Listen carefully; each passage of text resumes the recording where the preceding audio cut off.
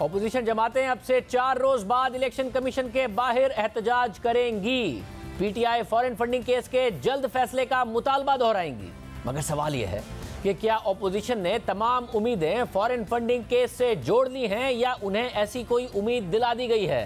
क्योंकि इसके बाद पीडीएम क्या करने जा रही है अब तक वाजे नहीं है। ना लॉन्ग मार्च की तारीख का ऐलान हुआ है, ना ही उसके रुख का तयन हुआ है। तो आखिर क्या उम्मीदें हैं इस वक्त ऑपोजिशन की? हमारे साथ एहसन इकबाल साहब मौजूद हैं। एहसन इकबाल साहब, बहुत शुक्रिया। एहसन इकबाल साहब, पहले मरहले में आप लोगों की जो डेडलाइंस थी उसमें तो कामयाबी नहीं हुई।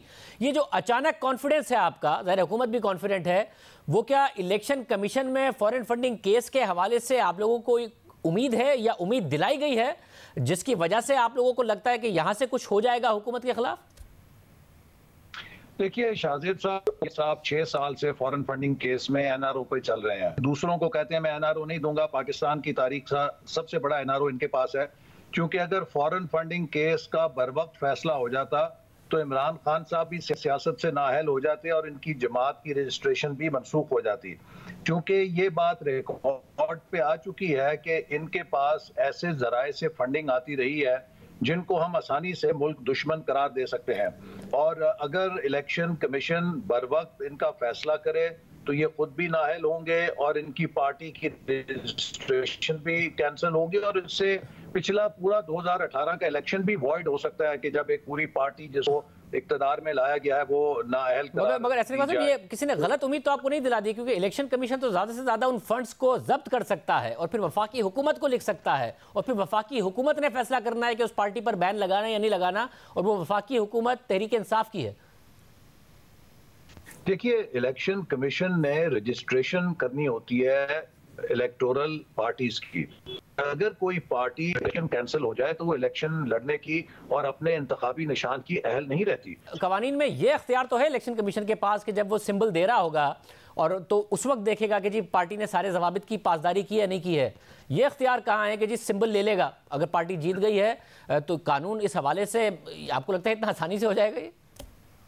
देखिए शाहजेब, जो पार्टी की रजिस्ट्रेशन है वो जो पाकिस्तान पॉलिटिकल पार्टीज ऑर्डर है उसके तहत हर सियासी जमात को कुछ मतलूबा मेयार पूरा करना पड़ता है। अगर वो मतलूबा मेयार पे पूरी ना उतरे तो उसकी रजिस्ट्रेशन बरकरार नहीं रहती।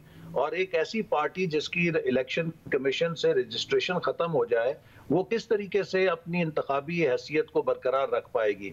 मैं फिर भी ये कहूँगा कि देखिए ये बात 6 साल पहले तय हो जानी चाहिए थी और पीटीआई और इमरान खान एनआरओ के ऊपर आज तक सियासत करते रहे हैं। नवाज शरीफ साहब के केसों का तो 1 महीने में फैसला हो जाता है। इमरान खान साहब के केसेस जो हैं 6-6 साल लटकते रहते हैं।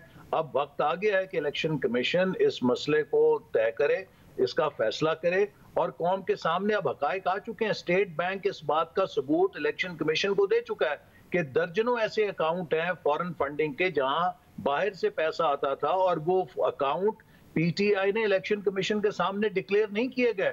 और इस हवाले से उन्होंने हाफ कन्फेशन स्टेटमेंट तो दे दी है कि जी वो बाहर 2 कंपनियों से पैसा आता रहा, हमारे एजेंट्स बेज़ाब्तगी करते रहे। वो एजेंट्स जो है वो इमरान खान के साथ अक्सर मीटिंग्स में भी नजर आते थे, उनकी तस्वीर भी अब शाये हो चुकी हैं, वो इनके खासुल खास मुकर्रबीन में शामिल थे।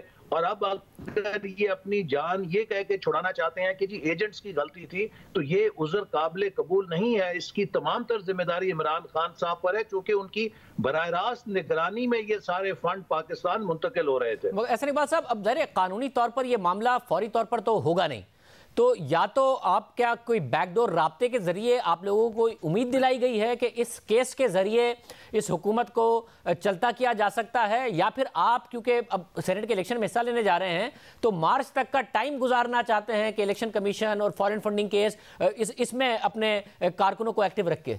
जो नंबर 1 इशू है इस वक्त कानूनी महाज पर वो फॉरेन फंडिंग केस है जो कि बिला वजह से इल्तवा में डाला गया और उससे लीज ऑफ लाइफ मिल रही है इमरान खान साहब को। मैं फिर कहूंगा कि ये इमरान खान का एनआरओ है फॉरेन फंडिंग केस और इस एनआरओ को अब वापस लेने का वक्त आ गया है। लिहाजा जहां एक तरफ हम पब्लिक साइड पर अपना प्रेशर रखेंगे, लॉन्ग मार्च भी करेंगे, इस्तीफे भी हमारे पास ऑप्शन है, इसके साथ साथ न सिर्फ ये हम फॉरेन फंडिंग केस को परसू करेंगे बल्कि एक और केस है जिसमें कि इमरान खान साहब ने मिस डिक्लेरेशन की हुई है और वो फुल प्रूफ केस है, उसमें इस बात का कोई गुंजाइश नहीं है कि ये बच सके। उसको भी हमारे वो जायजा ले रहे हैं और अनकरीब दाखिल करेंगे उसकी केस को अदालत में। वो कौन सा केस है? जी, इनकी जमीन थी एक फिरोजवाला में, जिसके बारे में इन्होंने मिस डिक्लेरेशन की हुई है। एक जगह उसको अपनी इनहेरिटेंस शो किया हुआ है, दूसरी जगह उसको परचेज किया हुआ है। और इस किस्म की जो एनॉमली है वो खास तौर पे बहुत अयां है कि इतनी बड़ी वो मिस डिक्लेरेशन है कि वहां पर हकायक को छुपाया गया है, मिस डिक्लेयर किया गया है।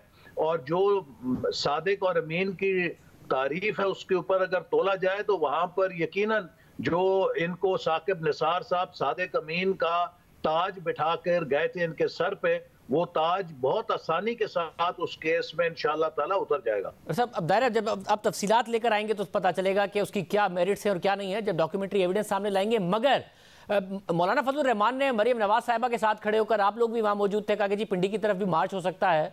फिर पीपल्स पार्टी ने कैटेगोरिकली कहा नहीं जी हम तो इस्लामाबाद ही मार्च करेंगे। नून लीग ने भी कह दिया कि जी उन्होंने राय दी थी, अभी फैसला नहीं हुआ है। तो ये राय आप लोगों से बात किए बगैर दे दी थी, या इस पर भी आप लोगों ने नजरसानी की है, या ये भी कोई बैकडोर राब्ते के नतीजे में ये नरमी आई है? देखिए, मौलाना फजलुर रहमान साहब ने उस वक्त भी ये कहा था कि ये मार्च इस्लामाबाद भी हो सकता है और पिंडी भी हो सकता है, और इसका जो भी फैसला है वो पीडीएम की लीडरशिप करेगी। उन्होंने एक इम्कान का इजहार किया था, उन्होंने ये नहीं कहा था कि हम पिंडी ही जा रहे हैं या इस्लामाबाद ही जा रहे हैं। उन्होंने ये कहा था कि उन दोनों में से किसी जगह हो सकता है। बहुत शुक्रिया हसन इकबाल साहब हमारे साथ मौजूद थे।